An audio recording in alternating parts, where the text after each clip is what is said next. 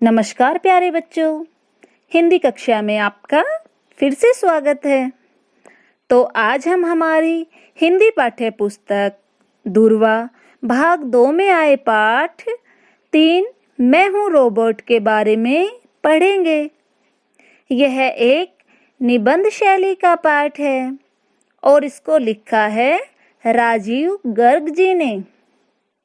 लेखक ने इस पाठ के माध्यम से हमें वैज्ञानिक युग से परिचित कराया है। आज के युग में हर दिन नए नए आविष्कार हो रहे हैं और रोबोट भी उनमें से एक हैं। तो इस पाठ के जरिए हम रोबोट और उसकी खूबियों के बारे में जानने का प्रयास करेंगे। तो चलिए अब हम अपना पाठ शुरू करते हैं। तो देखिए, मैं एक यंत्र मानव हूँ। आम भाषा में लोग मुझे रोबोट कहते हैं। मुझे देखकर आपको हैरानी होगी कि मेरा रूप, रंग, आकार और शरीर तुमसे नहीं मिलता। फिर भी मैं तुम्हारे जैसे बहुत से कार्य कर सकता हूँ और वे भी जो तुम नहीं कर सकते। मेरा शरीर हाड़ मांस का नहीं बल्कि लोहा, इस्पात और प्लास्टिक से बना है। मेरी भी टांग, भुजा और उंगलियां हैं, लेकिन मेरे ये सभी अंग धातुओं से बने हैं। निर्जीव होते हुए भी मेरे सब अंग तुम्हारी ही तरह काम करते हैं। मैं चल सकता हूँ, उछल सकता हूँ और कूद भी सकता हूँ। तुम्हारी तरह अपने हाथों और अंगुलियों से मैं मशीन के पुर्जे फिट कर सकता हूँ, बोझा उठा सकता हूँ और न जाने कितने काम कर सकता हूँ। तुम्हारे शरीर में सिराओं और धमनियों का जाल बिछा हुआ है। उनमें रक्त का प्रवाह होता रहता है। इसी रक्त से तुम्हें शक्ति मिलती है, लेकिन मेरे शरीर में तारों का जाल बिछा हुआ है और इन तारों में खून की जगह विद्युत धारा बहती है। यही विद्युत धारा मुझे काम करने की शक्ति देती है। तुम सोचते होगे कि मैं निर्जीव पुतला ये सब काम कैसे करता हूँ। काम करने के लिए मेरे पास मस्तिष्क है, लेकिन तुम्हारे मस्तिष्क से बिल्कुल अलग। मेरा मस्तिष्क कंप्यूटर है। जो भी मुझे करना होता है उसके लिए मुझे कंप्यूटर आदेश देता है। उसी आदेश के अनुसार मैं काम करता हूँ। तो बच्चों देखिए, इसमें रोबोट हमें अपने बारे में बता रहा है कि मैं निर्जीव होते हुए भी तुम्हारे सभी कार्य कर सकता हूँ। मेरे शरीर में खून का प्रवाह तो नहीं बहता, लेकिन विद्युत के तारों से मुझे शक्ति मिलती है। मेरा दिमाग कंप्यूटर का है।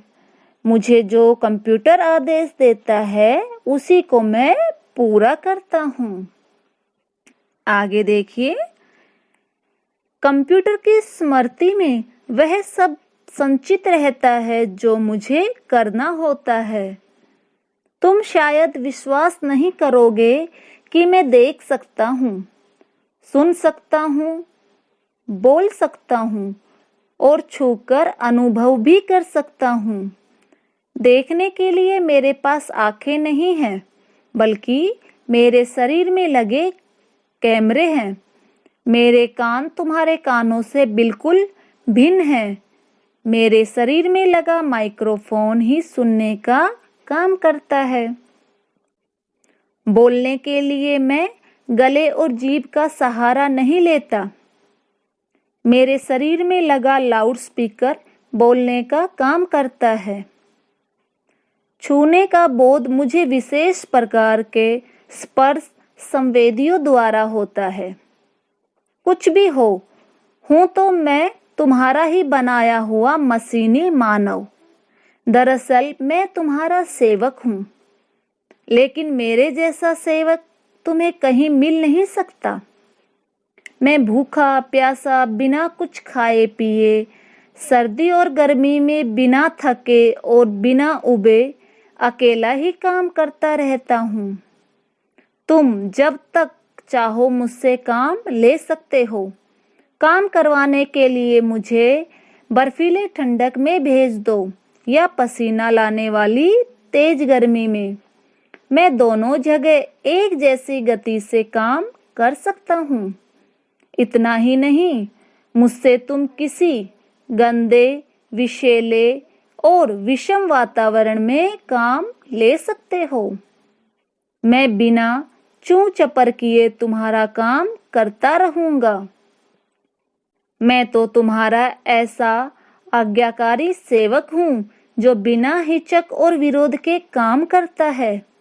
मैं अकेला ही 20-25 मजदूरों के बराबर काम कर सकता हूँ। अब मैं तुम्हें उन कामों के विषय में बताता हूँ जो कोई भी हाड़ बांस से बना मजदूर नहीं कर सकता, लेकिन मैं कर सकता हूँ। मैं सुलगती हुई भट्टी में हाथ डालकर लोहे की तपती हुई लाल सलाखों को अपने हाथ से पकड़ सकता हूँ।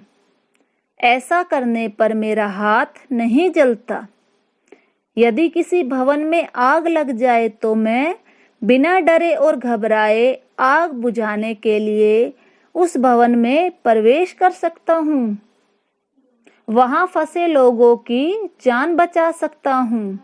मुझे कितने ही गहरे समुद्र में डुबो दो, उसकी तलहटी पर पहुंचकर तुम्हारी किसी भी खोई हुई वस्तु को ढूंढकर ला सकता हूँ। कुछ वर्ष पहले तुमने मेरी ऐसी ही बहादुरी की कहानी भी पढ़ी होगी, जब कनिष्क नामक विमान दुर्घटनाग्रस्त होकर सागर में डूब गया था। तो वह मैं ही था जो उसके मलबे को समुद्र की तलहटी से बाहर निकाल कर लाया था। मनुष्य अपनी बुद्धि के बूते पर चंद्रमा की सतह पर जा पहुंचा है। मैं ही उससे पहले चंद्रमा की सतह पर जाकर वहां की मिट्टी खोद कर लाया था। चंद्रमा तो चंद्रमा, मैं तो मंगल ग्रह पर भी जा चुका हूँ।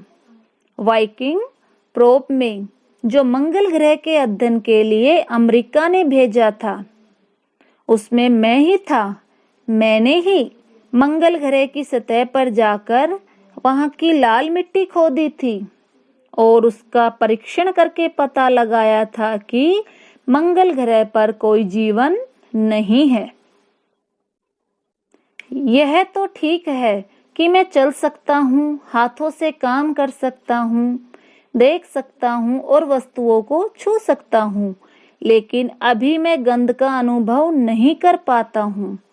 यदि तुम चाहो कि मैं बगीचे से फूल तोड़ लाऊं, तो यह काम मैं कर सकता हूँ, लेकिन कौन सा फूल, गुलाब का या गेंदे का, यह मैं नहीं चुन सकता। मेरी उंगलियों में और हाथों में कई प्रकार की गतियां हैं, लेकिन अभी तुम्हारे हाथों की उंगलियों की गतियों से कम है। तो रोबोट मनुष्य के लिए लाभदायक है। वो मनुष्य के ढेरों कामों को चुटकियों में कर देता है और भविष्य में वैज्ञानिक उसे और भी ज्यादा बेटर बना देंगे। वो हर काम को कर सकता है। चाहे कुछ भी हो, मैं तुम्हारे द्वारा बनाया तुम्हारा ही सेवक हूँ। आने वाले कुछ वर्षों में मैं तुम्हारे काम का बहुत बोझ कम कर दूंगा। मेरी सहायता से तुम्हें सप्ताह में 40 घंटे काम नहीं करना पड़ेगा। तुम्हारा काम करने का समय मैं कम कर दूंगा। मेरी सहायता से तुम भविष्य में छुट्टियां भी अधिक ले सकोगे। यह भी हो सकता है कि तुम घर बैठे ही अपने कंप्यूटर द्वारा मुझे काम करने का आदेश दो और मैं तुम्हारी गैर हाजिरी में तुम्हारा सारा काम करता रहूं। अंत में मैं एक बात जरूर कहना चाहूंगा कि मैं चाहे कितना ही चतुर और दक्ष क्यों न हो जाऊं, रहूंगा तो तुम्हारा गुलाम ही, क्योंकि मैं तुम्हारे ही मस्तिष्क की उपज हूं।